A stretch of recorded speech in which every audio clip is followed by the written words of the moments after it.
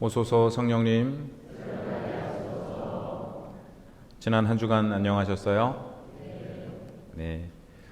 그간 주일 복음에서 예수님께서는 물 위를 걸으셨고, 지난주에는 이방 여인인 가나안 여인의 딸을 치유해 주셨습니다. 오늘은 이 예수님이 누구이신가에 대한 중요한 고백이 수제자의 입을 통해 이루어집니다. 예수님과 제자들은 카이사리아 필리피 지방에 이르셨습니다. 카이사리아는 로마 황제 카이사르를 기리는 이름이고, 필리피는 헤로데의 아들 필리포스의 이름에서 왔습니다. 이곳에는 그리스 신화에서 목축을 관장하던 신인 판을 숭배하던 신전이 있었습니다. 로마의 권력과 이방 종교의 흔적이 강하게 남아있는 이곳에서 예수님께서 물으십니다. 사람의 아들을 누구라고들 하느냐? 제자들은 대답합니다. 세례자 요한이라고 합니다.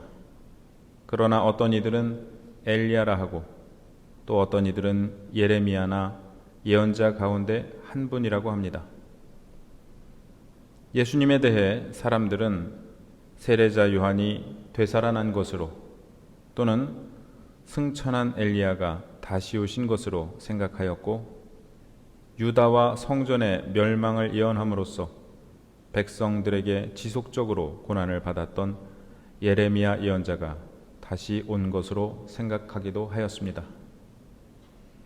예수님께서는 다시 물으십니다. 그러면 너희는 나를 누구라고 하느냐? 그러자 베드로가 대답합니다. 당신은 살아계신 하느님의 아들 그리스도이십니다. 살아계신 하느님이 무슨 의미일까요? 스스로 살아계시며 세상을 다스리고 계신 하느님이시라는 의미입니다. 그러므로 베드로는 그리스 신화의 신이 아니라 하느님께서 살아계시고, 로마 권력이나 헤로데의 아들이 아니라 하느님께서 다스리고 계시며, 예수님은 그 하느님의 아들 메시아시라고 고백한 것입니다. 예수님은 말씀하십니다. 시몬 바르요나야, 너는 행복하다. 살과 피가 아니라 하늘에 계신 내 아버지께서 그것을 너에게 알려주셨기 때문이다. 바르요나는 요나의 아들이라는 뜻입니다. 베드로는 예수님을 하느님의 아들이라 부르고, 예수님은 베드로를 요나의 아들이라 부르십니다. 이어서 말씀하십니다. 너는 베드로이다. 내가 이 반석 위에 내 교회를 세울 터인즉 저승의 세력도 그것을 이기지 못할 것이다. 베드로는 돌, 반석이라는 뜻입니다. 아람어로는 케파라고 하는데요. 그래서 예수님께서 하신 말씀은 아마도 너는 케파이다. 이 케파 위에 내 교회를 세우겠다 이셨을 것입니다. 이어서 말씀하십니다. 나는 너에게 하늘나라의 열쇠를 주겠다. 그러니 내가 무엇이든지 땅에서 매면 하늘에서도 매일 것이고, 내가 무엇이든지 땅에서 풀면 하늘에서도 풀릴 것이다.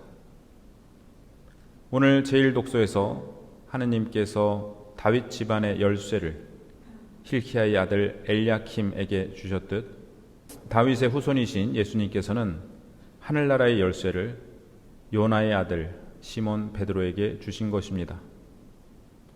예수님께서 주신 매고 푸는 권한은 첫째, 신앙을 가르치고, 둘째, 신앙 공동체에 사람을 받아들이거나 내보내며, 셋째, 죄를 용서하는 영적 권한을 의미합니다. 이 말씀 위에 가톨릭 교회가 서 있습니다. 가톨릭 교회는 베드로 사도를 첫 번째 교황으로 모시고, 그 후계자들을 통하여 사도적 계승이 이루어지고 있다고 믿는 교회입니다. 그러한 믿음의 근거는 너는 베드로이다. 내가 이 반석 위에 내 교회를 세우겠다 라는 주님의 말씀입니다. 이 말씀을 어떻게 이해해야 하는지에 대해 다양한 해석이 있었습니다. 가톨릭 교회는 주님께서 베드로 위에 당신의 교회를 세우셨으며 그 베드로의 신앙 고백이 교회의 기초를 이룬다고 믿습니다. 하지만 어떤 이들은 예수님께서 베드로 개인이 아니라 베드로가 고백한 신앙 위에 교회를 세우신 것이라 말하기도 합니다. 이러한 해석은 자칫 누구든 새롭게 신앙을 고백하면 주님께서 그 사람 위에도 새로운 교회를 세우신다고 이해할 가능성이 있습니다. 그렇다면 이런 의문이 듭니다. 예수님께서는 왜 당신께서 믿음을 극찬하신 백인 대장이나 가나안 여인 위에 교회를 세우지 않으셨을까요? 그들의 믿음 위에도 교회를 세우셔야 하지 않았을까요? 그러나 예수님께서는 오직 베드로 사도에게 이 반석 위에 내 교회를 세운다라고 말씀하십니다.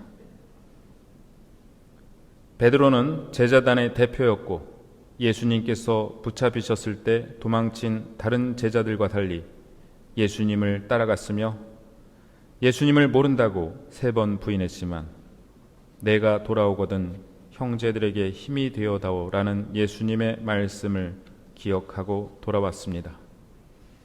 예수님께서는 부활하신 후 베드로에게 나타나시어 물으십니다. 요한의 아들 시몬아, 너는 이들이 나를 사랑하는 것보다 더 나를 사랑하느냐?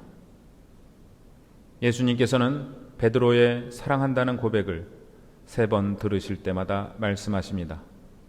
내 양들을 잘 돌보아라. 이 말씀에 따라 베드로 사도는 사도단의 수장으로 초대교회를 이끌었고 예수님의 교회를 위해 목숨을 바쳤습니다. 우리는 니케아 신경을 바치며 하나이고 거룩하고 보편되며 사도로부터 이어오는 교회를 믿나이다 라고 고백합니다. 여기서 보편되며 라는 단어가 라틴어로 가톨릭입니다. 가톨릭이라는 말은 모든 사람을 향해 열려 있고 온 세상에 퍼져 있으며 그리스도의 복음을 온전히 간직한 보편 교회라는 의미입니다. 또한 교회라는 말은 3가지 의미를 지니는데요. 첫째는 전례를 하려고 모인 하느님 백성을 의미합니다. 둘째는 우리 본당과 같이 특정한 지역의 신자 공동체를 의미하고 셋째는 세계 신자 공동체 전체를 의미합니다. 두 번째 의미인 우리 노은동 천주교회는 세 번째 의미인 보편교회, 곧 전세계 가톨릭 교회와 연결되어 있는 교회입니다. 제가 3년 전에 이 말씀을 드렸었는데 못 들으신 분들도 계셔서 다시 말씀드리고자 합니다.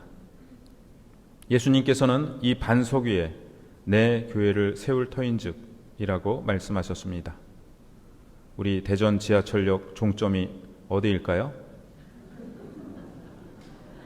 반석역입니다. 반석 위는 어디일까요? 지족 그리고 노은입니다. 그러면 반석 위에 세운 교회는 어디일까요? 바로 노은동 천주교회입니다. 모든 본당 공동체는 보편 교회의 수장인 교황님과 연결되어 있고 또 사도들의 후계자인 주교님과도 연결되어 있습니다. 우리는 미사 때 이렇게 기도합니다. 주님, 온 세상에 널리 퍼져 있는 교회를 생각하시어 교황 레오와 저희 주교 아우구스티노와 스테파노와 모든 성직자와 더불어 사랑의 교회를 이루게 하소서. 이는 우리가 특별히 이 미사를 통하여 보편 교회와 연결되어 있고 주교님과 연결되어 있다는 것을 드러냅니다. 이 교회는 평신도, 수도자, 사제들로 구성되어 있으며 주님 안에서 한 가족을 이루고 있습니다. 우리가 이러한 점들을 묵상하며 오늘 말씀을 되뇌면 너무나 은혜롭지 않은가요? 내가 이 반석 위에 내 교회를 세울 터인즉 저승의 세력도 그것을 이기지 못할 것이다. 주님의 교회는 수많은 어려움과 위기 속에서도 복음에 충실하기 위해 끊임없이 쇄신해 왔으며, 이 모두는 십자가에서 주님께서 쏟으신 물과 피의 은혜이고 우리를 이끌고 계신 성령의 은총입니다. 제2독서에서 바오로 사도는 말씀하십니다. 과연 만물이 그분에게서 나와 그분을 통하여 그분을 향하여 나아갑니다. 주님의 교회인 우리도 주님에게서 나와 주님을 통하여 주님을 향하여 나아가고 있습니다. 교우가 없으면 교회는 존재할 수 없습니다. 저는 여러분과 제가 한 교회임이 너무나 자랑스럽고 감사합니다. 성모님과 우리가, 한국 순교 성인들과 우리가, 그리고 전 세계 모든 성인들과 우리가 한 교회이고 14억 가톨릭 신자들과 우리가 한 교회임이 너무나 자랑스럽고 감사합니다. 우리를 가톨릭 교회로 불러주신 주님께 감사드리며, 주님께서 세우신 교회, 주님의 몸인 교회, 우리 어머니이신 교회가 여러분께도 자랑이고 기쁨이고 뿌듯함이시기를, 내가 그 교회의 일원이라는 것 역시 자랑이고 기쁨이고 뿌듯함이시기를 기도드립니다. 나 또한 너에게 말한다. 너는 베드로이다. 내가 이 반석 위에 내 교회를 세울 터인즉 저승의 세력도 그것을 이기지 못할 것이다.